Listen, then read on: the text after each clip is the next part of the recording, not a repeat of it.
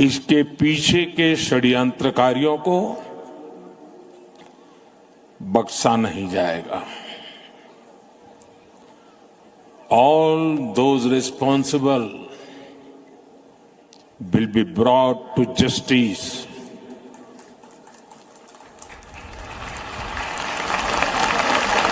Delhi blast को लेकर जहां पर प्रधानमंत्री नरेंद्र मोदी की ओर से पहली सख्त प्रतिक्रिया जो है सामने आ गई है, जहां पर एक और बड़ी खबर, बड़ा अपडेट। ब्लास्ट के बाद पाकिस्तान में हलचल है। प्रधानमंत्री शहबाज ने इमरजेंसी बैठक वहां पर बुलाई है और इस बैठक में तीनों सेना प्रमुख मौजूद हैं।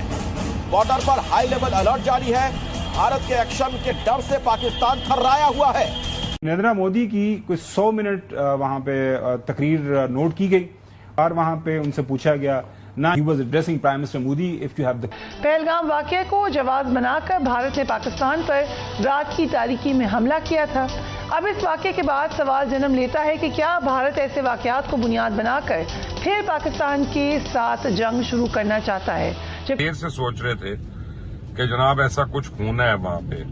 हमारा ख्याल था कि कश्मीर में होगा, इधर होगा, कहीं न कहीं टेररिस्ट के ये जो ऑपरेशन सिंदूर पार्ट 2 है उस फिल्म के हिस्से जो है उसको कंप्लीट करना चाहेंगे। फिर 3-4 दिन से जो पीछे हो रहा है उसके ऊपर भी मैंने भी रिपोर्ट की। पाकिस्तान को यह डर है कि कहीं ऐसा ना हो कि उसके लिंक अगर स्टैब्लिश हो जाए तो फिर भारत कठोर कार्रवाई करे, क्योंकि जैश का नाम सामने आ रहा है, लश्कर का नाम सामने आ रहा है, टेरर लिंक स्टैब्लिश होता हुआ साफ नजर आ रहा है। ये दो जो आतंकवादी संगठन है, बताया जाता है कि दोनों ने मिलकर इस साजिश को अंजाम दिया है। उनका एक ज्वाइंट ऑपरेशन इसे कहा जा रहा है। प्रोग्राम एक बात जो राजनाथ सिंह कह रहे हैं वो भी अभी तक सुकून नहीं आया उनको। ऑपरेशन सिंदूर 2 का रट लगाई हुई है उस दिन से। What is going on? ये जो सुन लें, ये इंडियंस को हमारे जो एक्सपर्ट से मेरी बात हो रही है ऑफ द रिकॉर्ड, उनका ख्याल है कि हो सकता है अगले 3-4 हफ्ते के अंदर कोई हरकत करें भी। मैं नाज़रीन को सुनाता हूं अभी। बट सवाल ये है, जो इसमें हालात हैं हमारा और सऊदी अरेबिया का, जब हमारा कॉन्ट्रैक्ट हो गया है, डिफेंस एग्रीमेंट हो गया है, जो स्टेक्स ट्रंप के हैं और जो से बार बार प्रेसिडेंट ट्रंप कहता है कि ये वो आई रूल इट आउट, अगर इन्होंने कोई हरकत की, इस इंडिया सऊदी अरेबिया और इंडिया अमेरिका ताल्लुकात पे क्या असर पड़ता है और can he afford doing that. लेकिन पीएम मोदी ने भूटान से कड़ी चेतावनी देते हुए साफ किया है कि दोषियों को किसी भी कीमत पर बख्शा नहीं जाएगा। जो बड़ी बात उन्होंने कही वो ये कही कि रात भर वो जांच एजेंसियों के साथ संपर्क में रहे, साजिश की तह तक भारत जाएगा, दोषियों को कड़ी सजा मिलेगी। तो जो दिल अभी से लेके आज जब सुबह तक मैं आपसे मुखातिब हूं तो पाकिस्तान और भारत के बीच सूरत हाल कुछ कशीदगी की जानिब जाती दिखाई देती है। नजर आ रहा है कि भारत एक बार फिर एक प्लॉट बना रहा है, एक ट्विस्ट दे रहा है पाकिस्तान के ऊपर कार्रवाई करने के लिए। अर्ली रिपोर्ट्स है, धमाके के बाद सिक्योरिटी हाई अलर्ट कर दी गई है। भारत में इस धमाके को पहलगाम वाकये के बाद दूसरा बड़ा हमला करार दिया जा रहा है। कि ये भी वाज़ेह है कि भारत बार बार अपने अज़ाइम का इजहार करता है कि वो अभी भी हालत जंग में है पाकिस्तान के साथ, लेकिन इनके पास कोई एविडेंस नहीं थी और नाम लेते थे पाकिस्तान का। तो आपको याद होगा प्राइम मिनिस्टर शहबाज शरीफ ने भी उस वक्त कहा कि हम कोऑपरेट करने को तैयार हैं, इंगेज करें, हमारे साथ कोई एविडेंस शेयर करें, लेकिन कोई एविडेंस नहीं थी। तो अब वो बेसिकली एविडेंस इकट्ठी कर रहे थे किसी फ्यूचर इस तरह के फॉल्स फ्लैग के लिए, कि जनाब कुछ इस तरह के जब सिचुएशन पैदा होगी तो हम कहेंगे देखें जी ये वर्दियां हैं, ये पाकिस्तान की करेंसी है, ये पाकिस्तान की प्रोडक्ट्स हैं। तो वो बेसिकली तैयारी पहले ही शुरू कर रहे थे। और बेचारे मछेरे, आपको पता है कि इंडिया की कस्टडी में काफी ज्यादा मछेरे मौजूद हैं, पकड़े गए। तो अब हमें ये खतरा है कि ये इनको इस्तेमाल करेंगे, इन्हीं को टेररिस्ट बनाएंगे, इन्हीं को कहेंगे जनाब कि ये पाकिस्तान की से आए हैं और इनको वर्दियां पहना देंगे और इनके पास ये सारी चीजें होंगी। तो मेरा ख्याल है गवर्नमेंट उस हवाले से भी कुछ ना कुछ कर रही होगी। पाकिस्तान लाल किले के गेट पे, ये लाल किला का गेट नंबर 1 है जहाँ पे ये धमाका हुआ। लाल किला बड़ी तारीखी जगह, आपको पता है, मुगल बादशाहों की बनाई हुई मॉन्यूमेंट है। ये है कि वहां पे वो ब्लास्ट हुआ और इतला ही आई कि जी वो इतना शदीद था कि 200 मीटर तक सुना गया, उसको कॉट पड़ते। लेकिन इस बारी जो 15% वोट ज्यादा पड़े हैं तो लगता ही है कि मोदी जो है वो उसकी गवर्नमेंट को वहां पे बड़े शदीद धचके लगने वाले हैं और ऑपोजिशन ये क्लेम कर रही है। फिर मोदी के ऊपर राहुल गांधी ने बहुत ज्यादा खप डाली हुई है, उन्होंने जिंदगी अजाब की हुई है।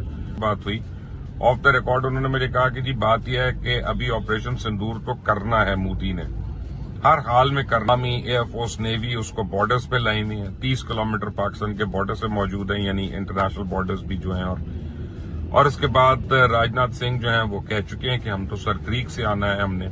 नहीं मिलती, दुनिया को क्या बताएं कि एक न्यूक्लियर आर्म कंट्री पे अगर हमला करना है तो क्या लॉजिक देंगे। राहुल गांधी आज भी सवाल पूछ रहे हैं, ऑपोजिशन आज भी सवाल पूछ रही है कि जनाब आपने क्या भारत और पाकिस्तान का जो मुस्तकबिल है वो दहशतगर्दों के हाथों में दे दिया है।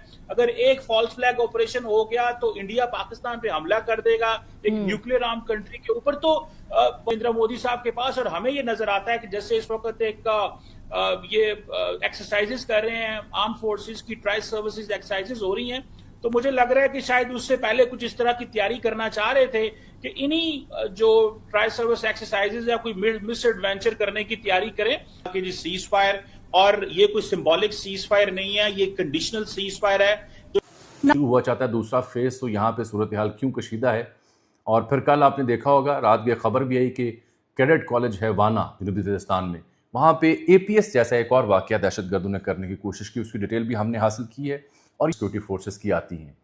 लेकिन इस बीच रात गए नरेंद्र मोदी के घर पर, उनके एयर चीफ हूँ, उनके नेवल चीफ हूँ या उनके जो अजीत डोवल और दीगर ज़िम्मेदारान हैं, उनका इकट्ठ होता रहा है।